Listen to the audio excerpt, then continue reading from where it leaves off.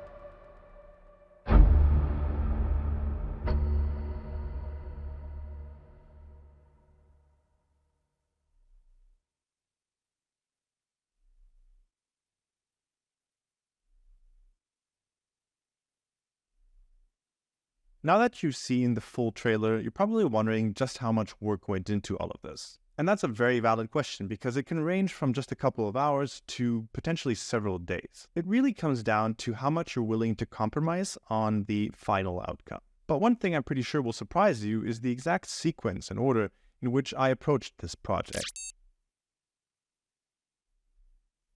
Now, it may not seem very intuitive to most of you, but you'd be surprised just how critical it is that you start off by choosing the right music. I didn't even have a story yet, but I knew that I wanted to create a trailer for a thriller. So obviously we need some music that not just fits the overall theme, but that's also suspenseful and captivates the audience. And not only that, but the music also largely dictates the pacing of your video. So I went to Pixabay and searched for some cinematic music. I was specifically searching for something in the 1 to 2 minute range, so something that's not too short, but also not too long. I went through tons of different songs, and to be honest, a lot of them were really, really great, but they just didn't quite fit the theme that I was looking for. But luckily, I eventually bumped into a song called Nuclear Bomb by Wild Sound 159. Oh, and by the way, he has a whole bunch of other really great soundtracks. In fact, he seems to be really talented, so you should definitely go check out his profile on Pixabay. So now that I had the music, it was time to start working on the story. And since I was a little bit tight on time, I decided to get some help from ChatGPT.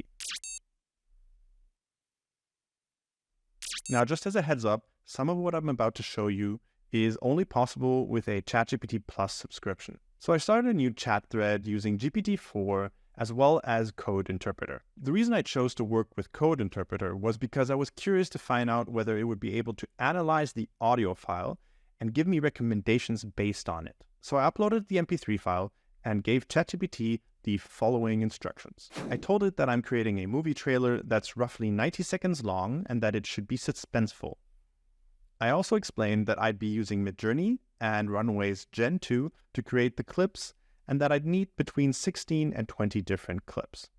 Finally, I asked ChatGPT to adopt the persona of a world-leading screenplay writer and that I would like to create a story about a serial thriller. The specific deliverables I asked for were a title, a synopsis, summary of what the trailer will show, a brief description of each scene and the images we need, as well as supporting text that would be added into the trailer.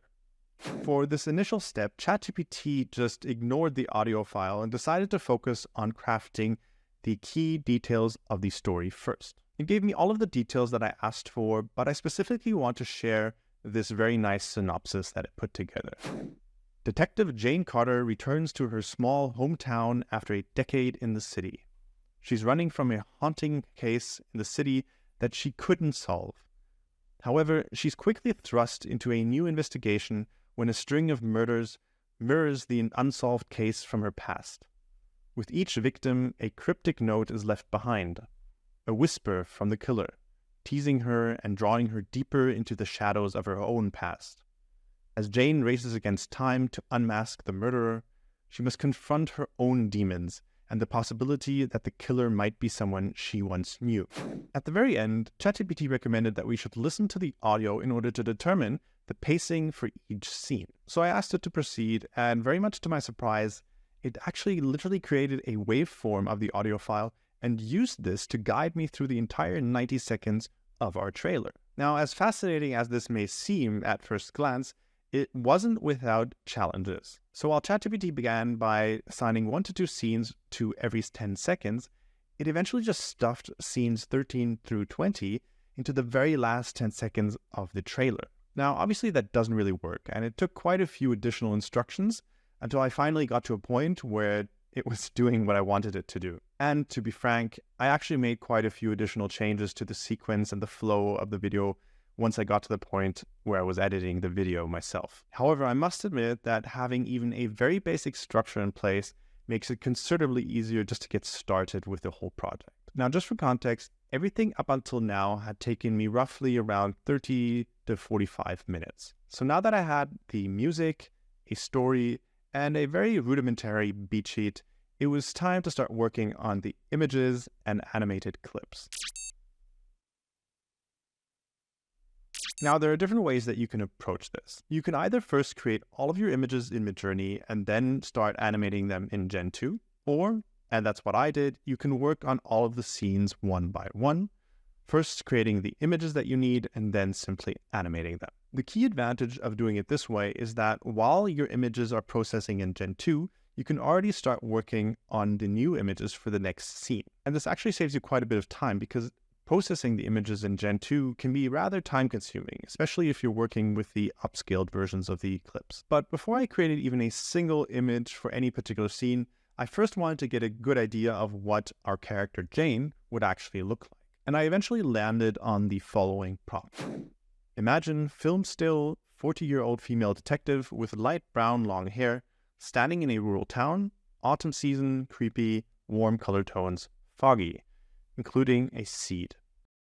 Now, I know there are many different ways to achieve a decent level of consistency, but for the purposes of the project I was working on right here, simply using a seed was good enough for me. And this is actually one of those compromises that I talked about at the beginning of the video. So if one of your complaints is that the character in the trailer is not always 100% consistent, please just remember that was a compromise. You can get this to work better, but it will take you considerably more time. So now that I had a decent character prompt, I started working on all of the individual scenes. I would first create between 2 and 3 images for any given scene. And then I would simply upload them to Runway for processing the image to an animated clip. Here's an example of the prompt that I used for the image where Jane is standing in front of a wall full of research notes. Imagine film still, 40-year-old female detective with light brown long hair, solving mystery, notes and thread on wall, creepy, tense, and then I added my parameters. And this gave me the following set of images to choose from. Hey, sorry to interrupt you right smack in the middle, but I just wanted to share something with you. YouTube is an absolutely amazing way to discover and learn new skills, just like the video that you're watching right here. However, as you discover these videos and tutorials, you're never quite sure when they were recorded, whether they're still relevant, and how they fit into the bigger picture of learning to use and control Midjourney. So if you're looking to get a comprehensive training in the foundations of prompting in Midjourney, then I highly recommend that you check out my video course at mastersofmidjourney.com, which gives you a comprehensive education in learning how to control Midjourney and how to prompt with intent. I ended up using the top left as well as the bottom left images to create a number of clips. The results were okay, and I even used one of these in the final trailer. However, you can also clearly see some of the challenges that come with working in Gen 2. And that's why there are a few things I need to point out here at this stage of the video. Animating your Midjourney images in Gen 2 is still a little bit hit or miss. Sometimes you'll get an amazing clip with your very first attempt, but in other cases, you'll end up re-rolling the very same image over and over and over again, and with very little improvement. And in some cases, it's actually much better to just pick an entirely different image to work with, simply because the one that you originally chose doesn't want to produce a decent animated clip. Another thing that can be incredibly frustrating is that very often the faces of your characters will get distorted through the animation process. This seems to work a lot better with extreme close-ups or portraits of characters. However, it can be an incredibly frustrating process because you end up wasting so many credits on clips that might even be useless in the end. Now, from what I hear, Pika Labs may be a little bit better at animating faces at the expense of movement, but that's not something that I've tested myself yet, so maybe I'll be able to report on that at a later stage. For the purposes of this video and this trailer, I decided to just stick with Runway Gen 2. So once I had decent clips for all of the scenes that I need, I loaded up DaVinci Resolve and started working on editing my trailer. Now, so far, every single tool that I've used in this process has been a paid tool. ChatGPT Plus costs $20 per month. My Midjourney Pro subscription costs me $60 per month. And for this project, I started off with Runway's Pro subscription at $35 per month. Now, that being said, if you're going to be a heavy user of Gen 2, then the unlimited plan at $95 per month can buy you a lot of freedom. Anyway, given all of these costs, which are actually quite substantial for a private user, you'll probably be happy to hear that the video editor that I used, DaVinci Resolve, is 100% for free. And that's actually despite the fact that it's an absolute beast of a software. Now, editing the trailer is probably the easiest and most fun part of the entire process. You basically just add the audio and then you slowly add clip for clip into your timeline. The only thing that you really need to pay attention to is that the cutscenes sync up with the beats of the music that you've chosen. And this is also the stage in the process where you begin to understand why I chose the music first before actually creating any of my images. Now, obviously it would be great if everything just always worked according to plan. But as you know, things rarely do go according to plan. There are a couple of issues that you may run into during the video editing process. Your clips may not be long enough to make it to the next beat. So in other words, they're actually too short. The sequence of your clips might not actually feel right, or they don't actually reflect the story the way you want to tell it. Or your clips don't actually look as great as you thought they did when you originally created them. Now, getting to the point where we are now in the process can actually be pretty quick. I would say that it took me between 3 and 4 hours of very focused work to create a rough trailer that already includes my music as well as the entire story. However, the next and final step can easily take the exact same amount of time or potentially even much more.